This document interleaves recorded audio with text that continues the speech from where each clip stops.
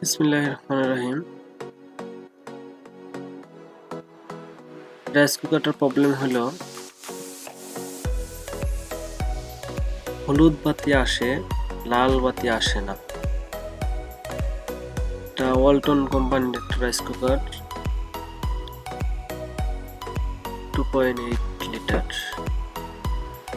1000 ওয়াটের rice cooker. Rice কুকারটার সমস্যা হলো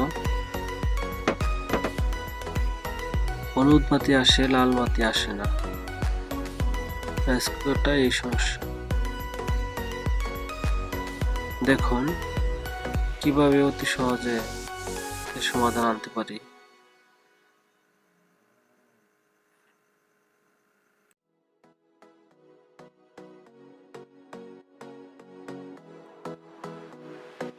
এই সুইচটি চেঞ্জ করলে আশা করি রাইস কুকারটা ঠিক